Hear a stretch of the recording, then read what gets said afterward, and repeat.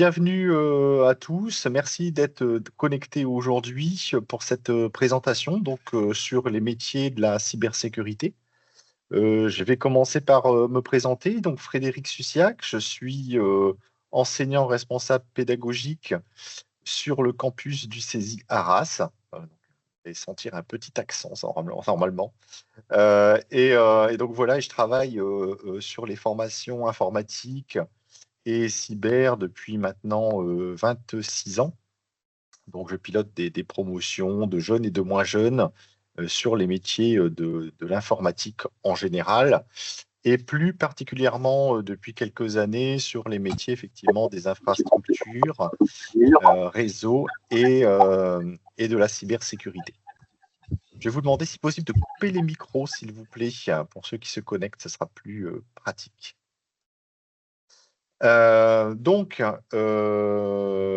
va débuter effectivement cette présentation par un contexte général si vous n'êtes pas déjà au courant, vous présenter le contexte de la cybersécurité et des cybermenaces qui existent aujourd'hui, et puis vous présenter les différents métiers et opportunités qui s'ouvrent aux étudiants d'aujourd'hui dans ces filières.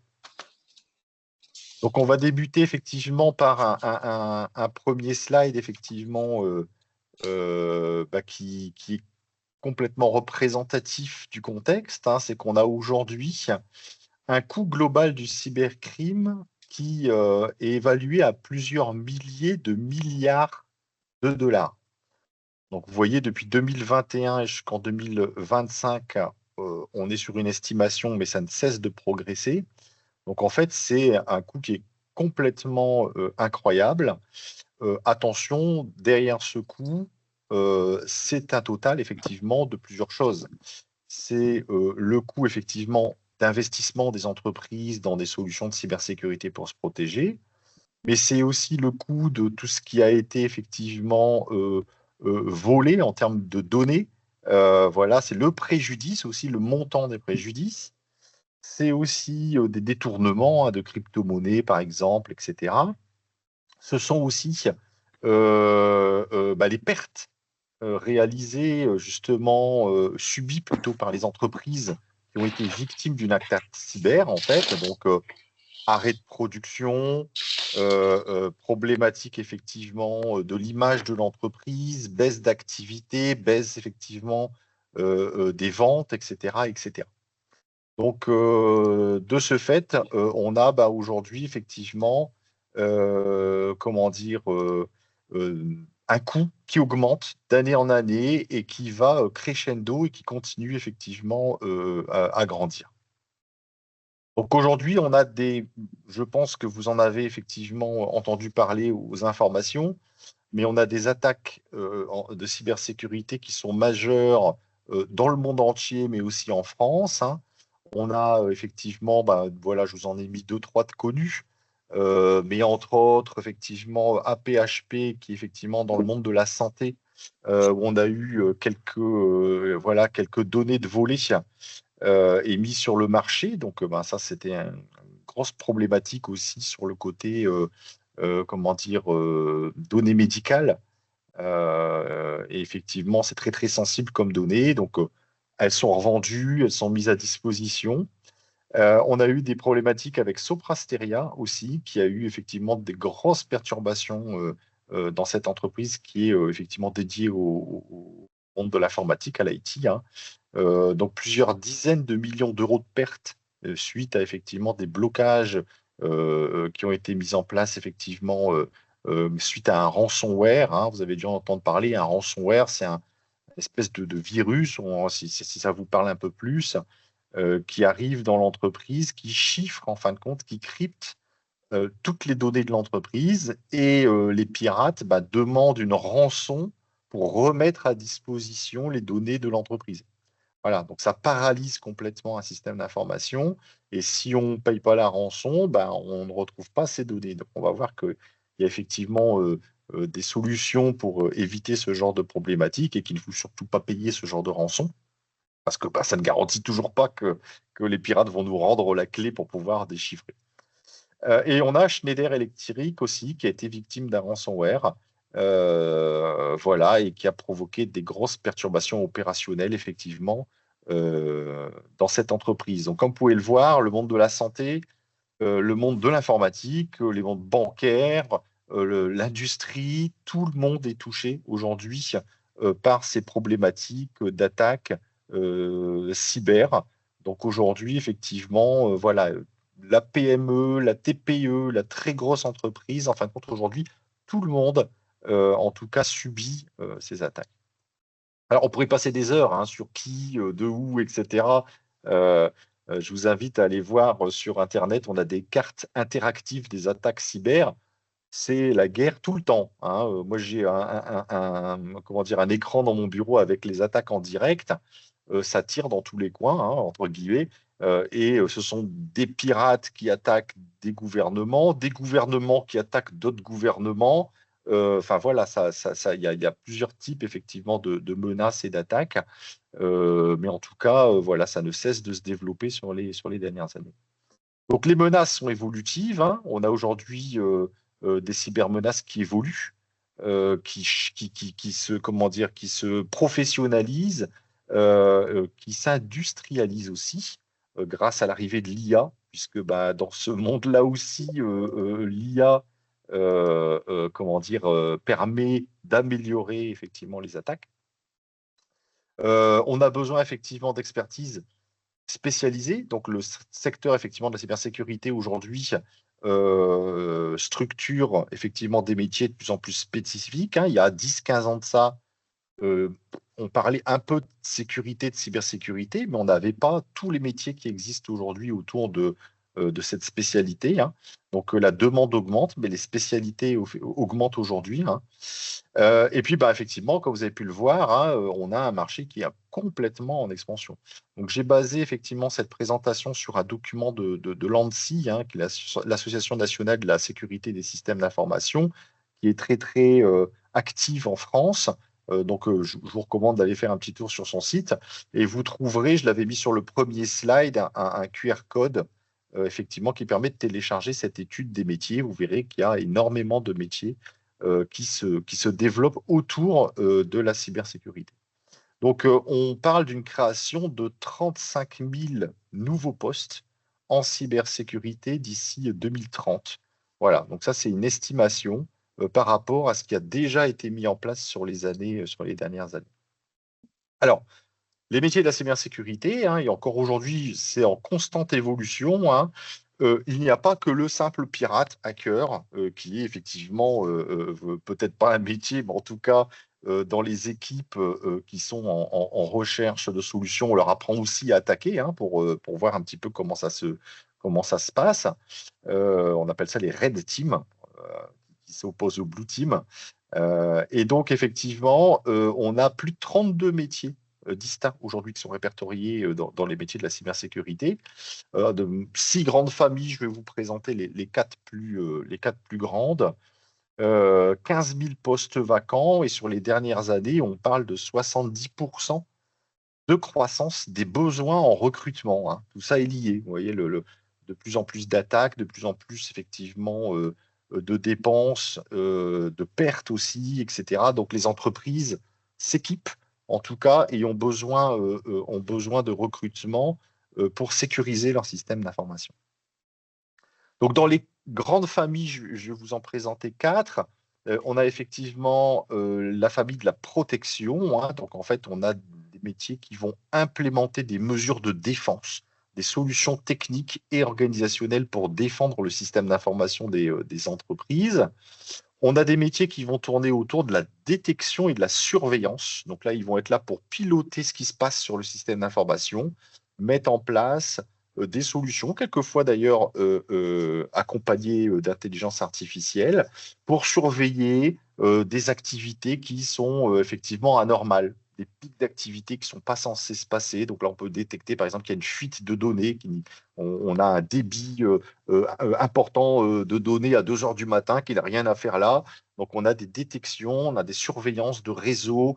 On a une personne, tiens, elle accède à un dossier alors qu'elle n'est pas du tout dans ce département, elle n'a pas été connectée à cette heure-ci, enfin, il y a des choses bizarres. Donc on va mettre en place des solutions techniques, des alertes pour surveiller et identifier un petit peu tout ça. On va parler de services d'ailleurs dédiés à ça qu'on appelle des SOC, donc qui sont effectivement des services spécialisés sur la surveillance cyber des entreprises. Donc aujourd'hui, il y a des grosses entreprises qui investissent pour avoir leur propre SOC et on a des sociétés de services informatiques, comme vous en connaissez certainement, qui ont des SOC qui comment dire, mettent à disposition des entreprises, donc comme un service, en fait. On a aussi tout le monde de la réaction, hein, donc réponse à incident, gestion de crise. Ça y est, ça arrive, il y a un problème, il y a un crypto-locker, il y a un ransomware qui a été mis en place. Ben, comment on va aider l'entreprise, comment on va agir, comment on va remonter un système, hein. J'ai un de mes intervenants qui donne des cours actuellement dans les promos, qui est intervenu sur un hôpital qui a été complètement crypto-loqué. Donc, il est intervenu pendant une semaine non-stop pour remonter tout le système d'information et permettre à l'hôpital de relancer au fur et à mesure ses services, hein, les urgences en priorité, et puis les services un par un pour remonter un petit peu l'activité. Donc on a voilà, de la gestion de crise. Donc, on a des métiers spécifiques pour pouvoir intervenir une fois effectivement que le mal est fait, entre guillemets. Et puis, nous avons aussi une famille sur tous les métiers de la gouvernance.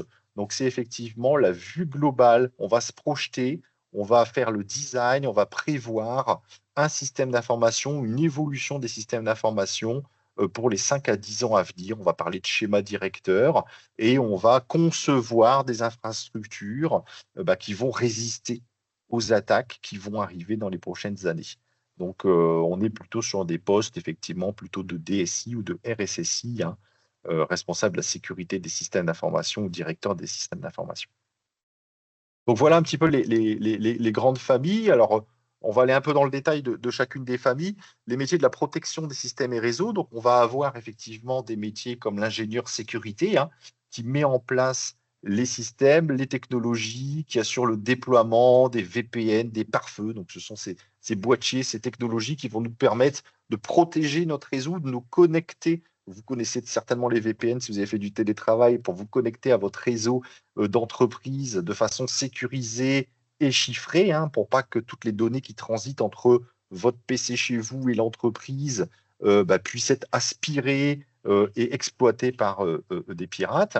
Donc, on a effectivement ce poste d'ingénieur sécurité. On a l'architecte sécurité qui, lui, va être là pour concevoir des nouvelles infrastructures. Donc, on fait appel à lui quand on monte une nouvelle infrastructure ou quand on veut faire évoluer, migrer l'infrastructure existante qui est quelquefois vieillissante, voire obsolète. Et puis, il va s'adapter effectivement bah, aux technos d'aujourd'hui. Les entreprises travaillent avec le cloud, travaillent avec des objets connectés, hein, on appelle ça l'IoT, dans le monde de l'industrie, entre autres, mais même aujourd'hui dans les villes, j'ai des responsables informatiques de grandes métropoles qui aujourd'hui sont à fond dans la cybersécurité, puisque bah, il y a de l'IoT partout, des objets connectés, des luminaires connectés, les caméras, la vidéosurveillance des villes, tout ça est sur du réseau informatique IP, donc susceptible d'être bloqué, altéré, détourné. Donc tout ça doit être aussi protégé en fait. Et puis l'administrateur réseau, qui est un métier qui existe déjà depuis longtemps, mais qui doit lui aussi s'adapter à ce contexte un peu particulier de menaces cyber. Et donc il va gérer tout simplement, comme il le faisait déjà, tous les équipements réseau et les solutions effectivement en place, mais il va les gérer tout en mettant en place des solutions, pareilles, de sécurité sur tous les boîtiers, justement réseau. Donc, ce sont des métiers qui existent, qui ont évolué dans le temps pour s'adapter justement à ce contexte. Alors, on a les métiers effectivement de la réaction, hein, je vous en ai parlé tout à l'heure, réponse à incident. Donc, on a effectivement des postes de support, technicien support SOC. Donc, ce sont comme les techniciens support que vous avez peut-être déjà l'habitude d'avoir en ligne ou d'ouvrir, vous ouvrez des tickets quand vous avez un petit problème informatique. Bon, bah là, c'est la même chose, sauf qu'ils sont dédiés aux problématiques de cybersécurité. C'est voilà, j'ai une alerte, j'ai un phishing, j'ai un mail bizarre, on me demande de me connecter, on me demande un numéro de carte bleue, etc. J'ai un écran bizarre, tout est chiffré, etc. Bon, bah là, ils sont là pour intervenir, prendre la main à distance, couper court quelquefois si jamais il y a des problématiques voilà, d'accès comment dire, non autorisé. Donc là-dessus, effectivement, c'est un métier qui est en fort développement. Hein. Le développement des SOC, des services comment dire, de réponse à incidents, sont vraiment en pleine expansion aujourd'hui. On a des expériences cybercrises, hein, justement. Donc voilà, ça y est, le mal est arrivé malgré tout ce qu'on a mis en place. Comment on va gérer la communication? Parce que la communication est importante. Vous avez certainement vu des communications par mail ou même quelquefois à la télé, l'entreprise voilà, vous envoie un mail, on s'est fait pirater, des données ont fuité, mais on vous rassure, ce sont que des noms, prénoms, il n'y a pas votre RIB, il n'y a pas, etc. Enfin bref, voilà, il y a une obligation aujourd'hui de communiquer, donc il y a tout un process important à mettre en place pour déclarer à la gendarmerie, pour déclarer à la CNIL ce qui s'est passé.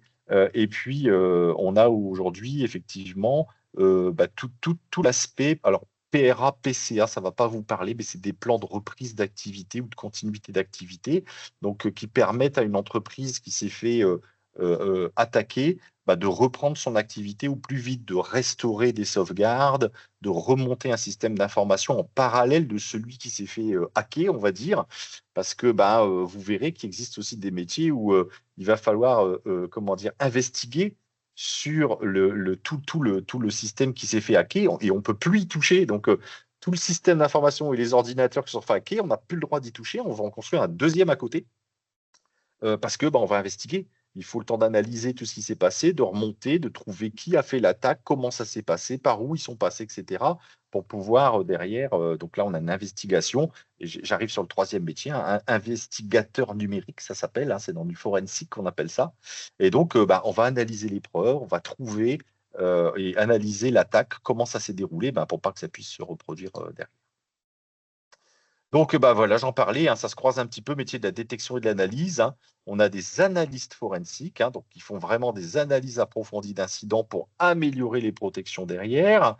On a effectivement des métiers autour du threat hunter, c'est-à-dire qu'en fait, on a des personnes qui analysent les attaques. Donc, on trouve sur le dark web, etc., les pirates, ils ont des sites où ils vendent des attaques, hein, etc. Donc, on a des personnes qui se tiennent au courant, qui sont dans ces réseaux-là pour voir quelles sont les attaques du moment et surtout comment rapidement protéger mon système d'information parce qu'on a quelquefois ce qu'on appelle des attaques zero day, donc c'est-à-dire qu'on a une faille qui vient d'être trouvée. Personne voilà, elle vient d'être trouvée aujourd'hui, donc on a aujourd'hui pas forcément les updates qu'il faut, et donc il faut réagir vite. Il faut, au niveau des éditeurs, développer un patch et le déployer au plus vite, ou couper effectivement certains trucs pour pas se faire pirater.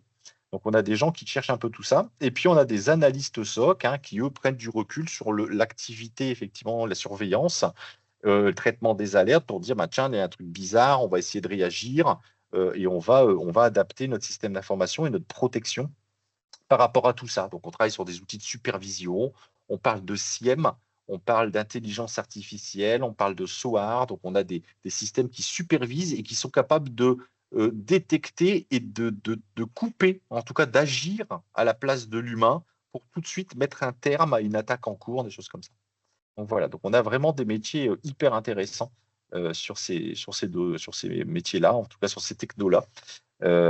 Et puis, on a effectivement la dernière famille dont je vous parlais, les métiers de la gouvernance, la gestion des risques, où là, on apprend justement à définir une stratégie globale pour le système d'information. Donc, on a les métiers du responsable de la sécurité du système d'information, par exemple. On a les consultants cybersécurité qui vont être là pour aider les entreprises à se sécuriser, justement, à faire les bons choix en termes d'architecture, mais aussi en termes d'organisation, hein, ne serait-ce que la formation des utilisateurs, la sensibilisation à la cybersécurité. Tout le monde devrait suivre une formation de sensibilisation à la cybersécurité, comment gérer mes mots de passe, comment gérer l'accès à mon ordinateur, etc., etc. Donc, il y a plein de choses. Gérer mes mails quand j'ai un mail un peu bizarre, etc. Donc, il y a plein de choses. Et puis, l'auditeur aussi du système d'information. Donc, on a aussi eu des métiers autour de l'audit. C'est quelqu'un qui va aller dans une entreprise, qui va appliquer effectivement un audit du système d'information pour vérifier que on est bien sécurisé, on a les bons réflexes, on a les bonnes technologies, on a prévu ce qu'il faut en cas d'attaque. Donc, on a des métiers aussi d'auditeurs sur sur la partie cybersécurité. Donc, les compétences, les tendances et conclusions de ça, c'est qu'effectivement, bon, aujourd'hui, on a des compétences clés hein, par rapport à ces métiers. Il faut être passionné. C'est un métier qui bouge tout le temps, forcément. Les attaques, il y en a des nouvelles, des technologies, etc., se mettent à jour, mais c'est au quotidien. Donc aujourd'hui, voilà, moi je suis des flux pour faire de la veille sur la cybersécurité. Au quotidien, on a des nouvelles failles, on a des nouvelles attaques, et il faut réagir, et il faut s'adapter, etc. Donc ben, quand on est passionné, c'est génial parce qu'on s'ennuie jamais, hein, ça va être clair. On a effectivement aujourd'hui besoin de diplômes hein, par rapport, il faut être compétent sur ces métiers-là. Mais on peut aussi passer des certifications éditeurs, c'est-à-dire qu'en plus d'avoir un diplôme, bah, je suis spécialisé dans telle ou telle technologie, Microsoft, Amazon AWS, etc., etc. Donc, veille technique. Les soft skills sont importants, mine de rien. Il y a quand même beaucoup de relationnel. On parle avec des clients. On a des clients au téléphone, des problématiques à mettre en place. On parlait d'audit, etc. Donc, on a quand même beaucoup de relationnel sur ces métiers-là, malgré que ce soit quand même des métiers plutôt techniques. Alors, il y a des tendances aujourd'hui. L'IA arrive aussi bien pour les cyberattaques que pour les cyberdéfenses. Ça marche des deux côtés, hein, c'est-à-dire qu'aujourd'hui, on crante des deux côtés. On a des pirates qui utilisent l'IA pour industrialiser et pour améliorer leurs attaques, mais de notre côté aussi, côté défense, eh ben, on met en place l'IA pour réagir et pour nous aider à mettre en place ces défenses. Donc, on va dire que ça monte des deux côtés, on a des nouvelles technologies à appréhender, mais ça upgrade en fait des deux côtés. Beaucoup de cloud, hein, certainement dans vos entreprises, vous l'utilisez, mais aujourd'hui, bah, le cloud, c'est pas forcément la réponse à tout, et c'est pas parce qu'on est dans le cloud qu'on est forcément sécurisé. On se dit, tiens, je suis chez Microsoft, j'ai un OneDrive. Bah, c'est pas parce que j'ai un OneDrive que je suis sûr de mon coup et que je suis complètement sécurisé. Voilà, il y a encore des réflexes à avoir quand on est dans le cloud. Donc, bah, tout ça, ça vient. On a des évolutions aussi des métiers par rapport à ces nouvelles pratiques, en tout cas. Et puis, bah, tout ce qui est objet connecté, hein, IoT, bah, là, il y a une grosse demande aujourd'hui de compétences sur, par exemple, la cybersécurité des réseaux industriels. Aujourd'hui, effectivement, vous le savez peut-être, mais l'industrie aujourd'hui est hyper connectée. Et on a quelquefois même effectivement des productions qui se lancent qu'une fois les commandes passées par les clients en ligne, etc. Donc on est vraiment sur du zéro stock et du juste à temps. Et tout ça, en fait que l'industrie est connectée. Une fois qu'on est connecté au réseau informatique, on est en danger. Et donc, on a aujourd'hui, et nous, on l'a mis en place dans nos cursus, bah, la cybersécurité des réseaux informatiques, bien sûr, mais aussi de l'industrie et des réseaux industriels. Vous avez tous entendu parler d'une usine voilà, qui s'arrête, production arrêtée. Encore cet été, on parlait de Jaguar, hein, ils ont perdu plusieurs millions d'euros suite à des chaînes de montage arrêtées à cause d'une cyberattaque, quoi. Donc, il n'y a plus de voitures qui sortent de l'usine à cause de ces réseaux industriels qui sont bloqués par des ransomware ou autres. Donc voilà, en tout cas, de belles perspectives, en tout cas pour les années qui viennent en termes de recrutement, hein. La cybersécurité devient essentielle. Tout le monde est touché, encore une fois, le monde de la santé, la banque, les services publics, hein, ils sont pas en reste, les écoles, et effectivement, enfin voilà, l'industrie, tout le monde, la petite TPE, on se dit, ouais, moi je risque rien, je suis une petite entreprise, qu'est-ce qu'ils vont venir m'embêter? Ben si, justement, ils savent que vous n'êtes pas forcément bien protégés et donc bah, ils vont taper aussi sur des petites des TPE, des PME, 50 personnes, voilà, un petit chiffre d'affaires, bah, c'est pas grave. Ils préfèrent en taper des petits où ils vont demander des petites rançons, bah, voilà, ça plus ça, ils vont quand même, ils vont pas hésiter en tout cas. Donc tout le monde, voilà, vraiment tout le monde est concerné par les problématiques aujourd'hui de cybersécurité. Alors, les métiers vraiment en tension, là, aujourd'hui, hein, c'est l'administrateur réseau, très certainement, pardon, sûrement, et l'architecte en cybersécurité. Là, ce sont deux métiers vraiment aujourd'hui. Donc, on est plutôt sur des niveaux bachelor et bac+5 ingénieur, hein, administrateur réseau et architecte en cybersécurité. Donc, ce sont des métiers qui existaient avant, hein, c'était l'administrateur réseau classique et l'architecte réseau classique, qui ont évolué avec les problématiques de cybersécurité. Donc, ces deux métiers-là, aujourd'hui, clairement, on a une très forte demande et on a aujourd'hui des promos qui sortent sur ces filières-là où on a, voilà, on n'a pas du tout d'étudiants à la recherche d'emploi à l'issue de ces cursus-là. Ils trouvent sans difficulté aujourd'hui en sortant avec ces métiers d'administrateur ou d'architecte. Alors, les voies pour y aller, ben, bien sûr, hein, dès le bac, hein, alors, il existe des formations infra-bac, hein, bien sûr, sur des prépas numériques, des POEC, des ateliers, des choses comme ça. Nous, on est plutôt à partir du bac, hein, donc une fois que vous arrivez avec votre bac, vous pouvez aller effectivement sur des formations de type bachelor, hein. Il existe des bachelors en administrateur système et réseau, hein, qui permettent effectivement d'adresser déjà les métiers de la cybersécurité. Et puis, côté école d'ingénieur, bah, bien sûr, vous avez tout le cursus de l'école d'ingénieur avec des options en sciences du numérique et une majeure en cybersécurité. Donc, on peut aller au bachelor pour sortir plutôt sur des postes d'administrateur réseau et plus loin sur le MIXI chez nous, hein, qui est une formation bac+5 en infra et cybersécurité, ou la majeure cybersécurité de l'école d'ingénieur. Donc, en fait, ce sont des diplômes qui permettent d'accéder à à ce type de poste sans difficulté. Donc aujourd'hui, faut être curieux, faut avoir un peu de logique, faut avoir forcément une appétence pour tout ce qui est numérique, cybersécurité, un peu geek, hein, comme on dit aujourd'hui, et pas que pour les jeux vidéo, si possible. Et puis avoir une très bonne adaptabilité. C'est-à-dire que si on n'est pas passionné, c'est vite fatigant parce que ça évolue au quotidien, ça évolue régulièrement. Donc voilà, il faut être passionné et il ne faut pas se reposer sur ses lauriers. Alors, un petit slide sur les idées reçues. Hein, faut être un génie en maths pour faire de la cybersécurité. Ben non, pas du tout. Effectivement, voilà un peu de logique, clairement, mais aujourd'hui, les outils qu'on met à votre disposition, l'organisation, la gestion de projet, etc., on va voir les mathématiques côté. En tout cas, on peut adresser des métiers de la cybersécurité en passant par des bachelors et des niveaux 7 sans être un as des mathématiques. Côté école d'ingénieur, bien sûr, il faut un socle scientifique minimal pour pouvoir rentrer côté école d'ingénieur, ça c'est sûr. C'est uniquement pour des profils techniques avancés, pas du tout. On commence de zéro. Donc aujourd'hui, on arrive avec un bac. On va attaquer les premières formations sur la partie réseau, infrastructure. Voilà, bien sûr, encore une fois, il faut un côté geek, il faut être intéressé par les technologies, mais pas de souci par rapport à ça. Formation trop longue, trop coûteuse, ben non, pas du tout. On peut faire une formation courte avec un bachelor. On peut effectivement aller jusqu'au bac+5 si on le souhaite. On peut le faire en apprentissage ou en format étudiant. Métier solitaire devant un écran, pas du tout.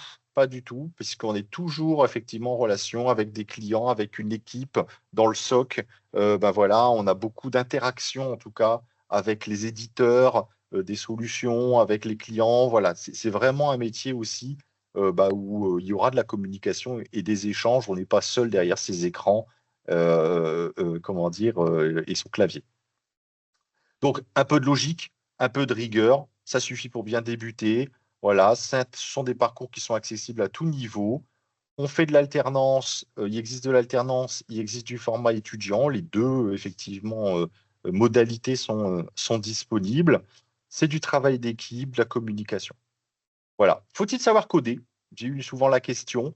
Euh, c'est toujours un plus. Aujourd'hui, limite, dans l'informatique, savoir se débrouiller en faisant un peu de code, ça va devenir limite un soft skills, quoi. Comme j'utilise l'IA, comme je me débrouille en anglais, en bureautique. Aujourd'hui, on ne va pas vous demander d'être un développeur d'applications dans le monde de la cyber, mais si vous savez coder un petit peu on va appeler ça du script, c'est-à-dire quelques lignes pour automatiser certaines tâches, ça va vous faire gagner un temps fou.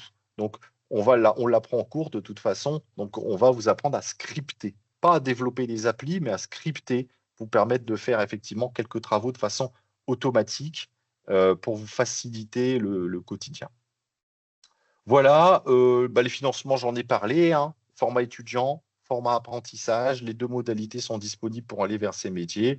Et puis alors les débouchés immédiats, vous l'avez vu, hein, et l'ANSSI en tout cas comment dire, l'a confirmé par ses études, ça embauche. Aujourd'hui, clairement, on est en pénurie de compétences sur le cyber. Ça embauche dans tous les métiers, ça embauche dans les hôpitaux, ça embauche même au niveau du gouvernement, enfin voilà, du public.